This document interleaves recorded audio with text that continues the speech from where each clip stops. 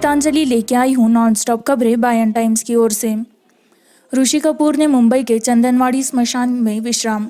अपने प्रशंसकों के साथ राष्ट्रव्यापी तालाबंदी के कारण रणबीर ने अपने दिवंगत पिता ऋषि कपूर के दिल का नेतृत्व किया।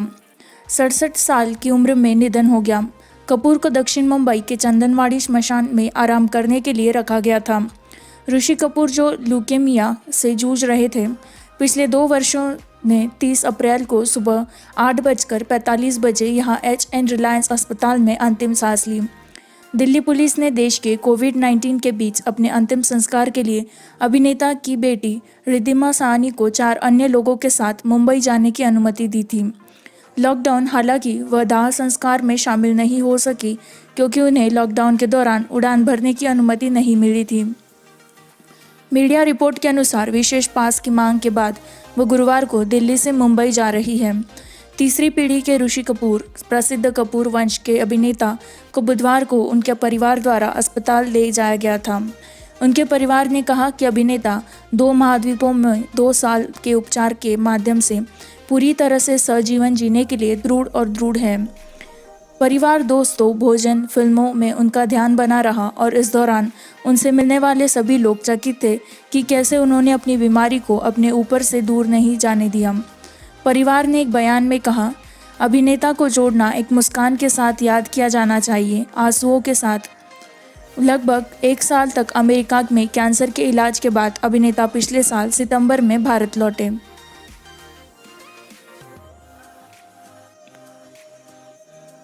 पीएम मोदी ने कोरोना वायरस स्थिति पर चर्चा करने के लिए म्यांमार के नेता सूकी को डायल किया।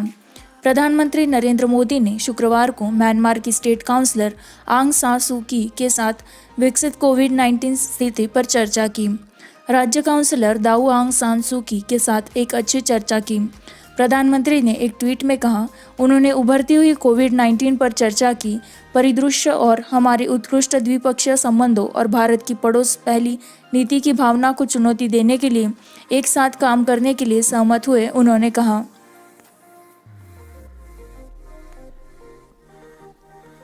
NIA ने निलंबित JK DSP दविंदर सिंह मामले में एक और को गिरफ्तार किया।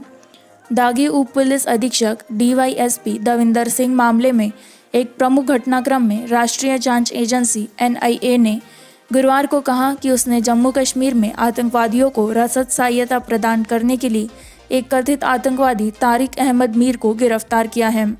जांच से जुड़े NIA अधिकारी ने IANS को बताया, हमने मीर को लंबे समय से कश्मीर में आतंकवादियों को रसद मुहैया कराने में उनकी कथित भूमिका के लिए गिरफ्तार किया है। अधिकारी ने आगे कहा कि मीर ने कई मौक़ों पर कश्मीर में आतंकवादियों को समर्थन प्रदान किया था और लंबे समय तक आतंकवादियों के साथ सक्रिय रहे। NIA के जांच से जुड़े सत्र ने यह भी कहा कि मीर सिंह के संपर्क में था, जिसे आतंकवादी रोधी जांच एजेंसी द्वारा जांच की जा रही है। हमने सत्यापित किया है कि वह कुछ समय से सिंह के संपर्क में था।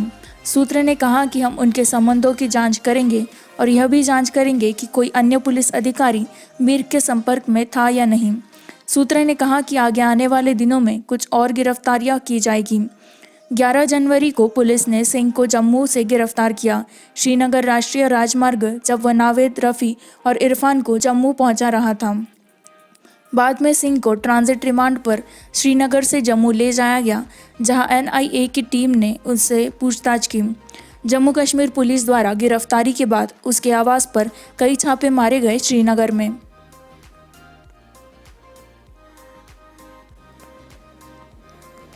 पश्चिम बंगाल की CM ममता बनर्जी ने कहा कि सोने के लिए समय नहीं मिल रहा है।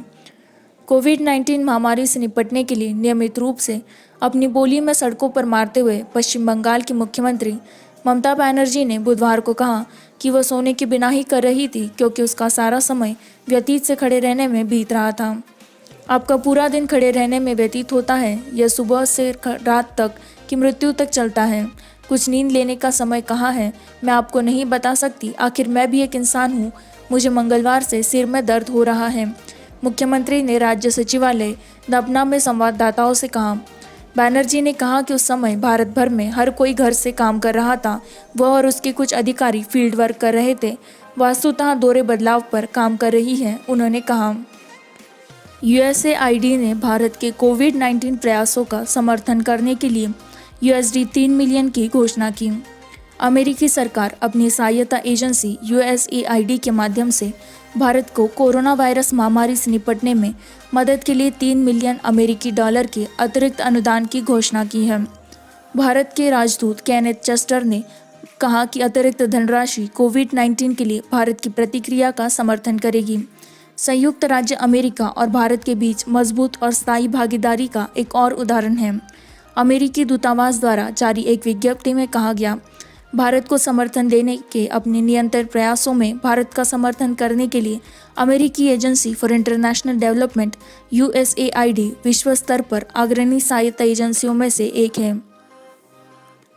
यूएसएआईडी इन फंडों को किफ़ायती हेल्थ केयर एक्सेस और लॉन्गेविटी PAHAL परियोजना के लिए प्रदान कर रहा है, एक अभिनव वित्त पोषण मंच रिलीज ने कहा। इस तिथि के अनुसार यूएसएआईडी ने USD को $5.9 मिलियन प्रदान किए हैं। कोविड-19 के प्रकोप के जवाब में भारत की सहायता करना, यह सहायता भारत को कोविड-19 के प्रसार को धीमा करने में मदद करेगी, प्रभावितों के लिए देखभाल प्रदान करेगी, आवश्यक जनता का प्रसार करेगी, समुदाय को स्वास्थ्य संदेश और मामले की खोज और निगरानी को मजबूत करना। इस परियोजना को पूरा करने के लिए यूएसएआईडी राष्ट्रीय स्वास्थ्य प्राधिकरण को एक वित्त पोषण सुविधा स्थापित करने के लिए निजी क्षेत्र से संसाधन जुटा सकती है, जो 20,000 से अधिक स्वास्थ्य सुविधाओं की सहायता के लिए प्रधानमंत्री आवास के तहत नामांकित है। जन आरोग्य योजना PMJAY 500 मिलियन गरीब और कमजोर लोगों के लिए भारत की स्वास्थ्य बीमा योजना, विज्ञप्ति ने कहा।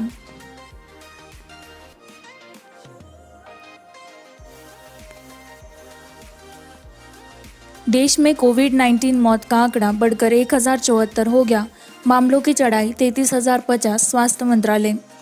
केंद्रीय स्वास्थ्य मंत्रालय के अनुसार गुरुवार को देश में 66 और मृत्यु के बाद उपन्यास कोरोना वायरस महामारी के कारण मरने वालों की संख्या 1074 हो गई और मामलों की संख्या 33,050 तक पहुंच गई। सक्रिय कोविड-19 मामलों की संख्या 23,651 थी, जबकि 8,324 लोग बरामद हुए हैं और एक मरीज पलायन कर गया है। कुल मामलों में 111 विदेशी नागरिक शामिल हैं, मंत्रालय ने कहा। बुधवार शाम से अब तक दर्ज 66 मौतों में से 32 महाराष्ट्र से, 16 गुजरात से, 10 मध्य प्रदेश से, 3 शामिल थे। उत्तर प्रदेश, तमिलनाडु और दिल्ली से 2-2 और कर्नाटक से 1 है। महाराष्ट्र अब 432 विपत्तियों के साथ सबसे आगे है। इसके बाद 197 पर गुजरात, 129 पर मध्य प्रदेश, 56 पर दिल्ली, 51 पर राजस्थान, 39 पर उत्तर प्रदेश और आंध्र प्रदेश है। उत्तर प्रदेश में 31, तमिलनाडु में 27, तेलंगाना में 26, पश्चिम बंगाल में 22, जबकि कर्नाटक में 21 और पंजाब में 19 लोगों की मौत हो गई है। पैथोजन ने जम्मू और कश्मीर में 8, केरल में 4 और झारखंड में 3 लोगों के मारे जाने का दावा किया है। मंत्रालय के आंकड़ों के अनुसार मेघालय, हिमाचल प्रदेश, ओडिशा और असम ने 2-3 मौतों की रिपोर्ट की है। देश में पुष्टि के मामले 9,915 संक्रमणों के साथ महाराष्ट्र से हैं। इसके बाद गुजरात 4,082, दिल्ली 3,439 के साथ, मध्य प्रदेश 2,561 के साथ है।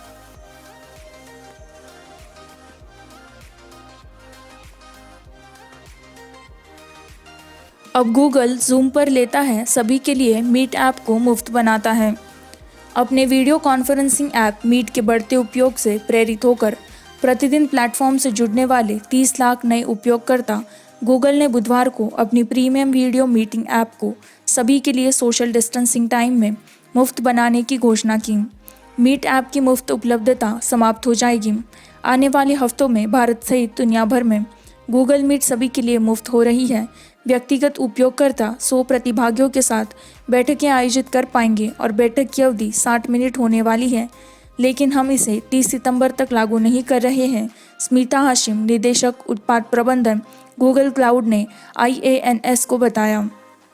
हाशिम के अनुसार गूगल मीट सुरक्षित और विश्वसनीय और समयोपरि है।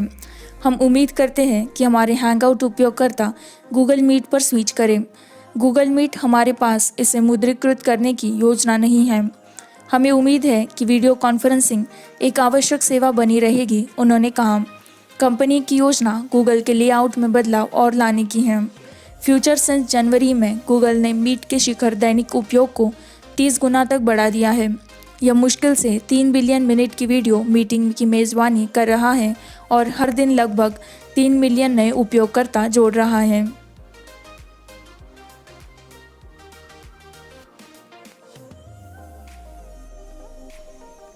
रिलायंस ने कर्मचारियों के वेतन में 10 से 50% की कटौती की। अंबानी को पूरा वेतन देना पड़ा। कोरोना वायरस लॉकडाउन के कारोबार को कड़ी टक्कर देने के साथ भारत की सबसे बड़ी कंपनी रिलायंस इंडस्ट्रीज़ ने अपने अधिकांश कर्मचारियों के वेतन में 10 से 50% की कटौती करने का फैसला किया है, जिसमें फर्म के अध्यक्ष और सबसे अमीर भारतीय मुकेश अंबानी अपने सभी पारिश्रमिक को स्वीकार करने के लिए सहमत हैं। टेक्नोलॉजी समूह ने वार्षिक नकद बोनस और प्रदर्शन से जुड़े प्रोत्साहन को स्थगित कर दिया है, जो आमतौर पर पहली तिमाही में भुगतान किया जाता है।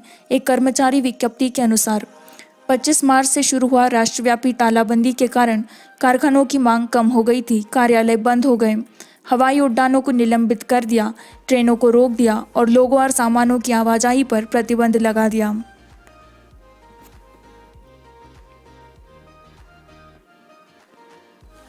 कोविड-19। राहुल गांधी गुरुवार को पूर्व आरबीआई गवर्नर रघुराम राजन के साथ अर्थव्यवस्था पर चर्चा करने के लिए।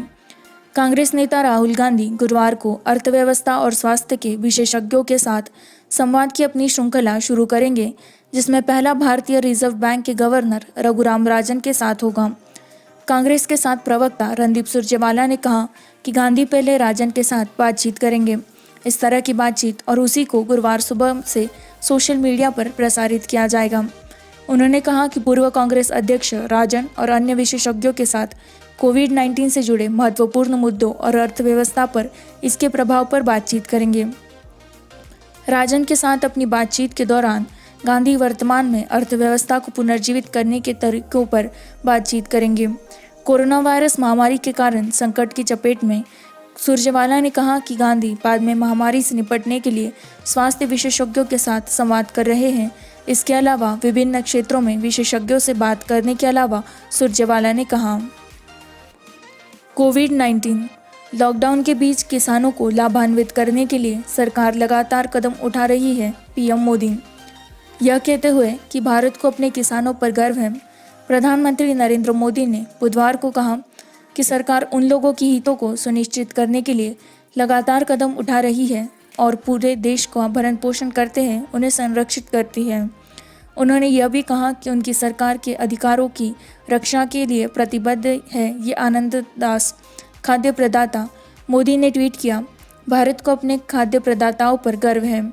सरकार पूरे देश को खिलाने वालों के अधिकारों की रक्षा करने के लिए प्रतिबद्ध है और उनके हितों का ख्याल रखने के लिए कदम उठा रही है।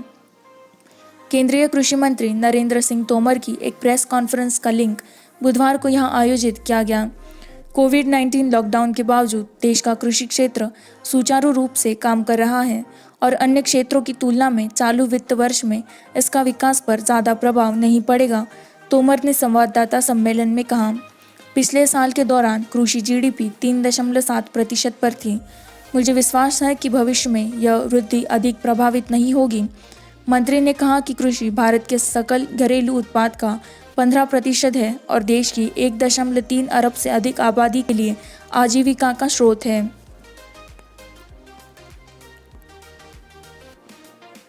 JNUEE 2020 आवेदन प्रक्रिया 15 मई तक बढ़ा दी गई है।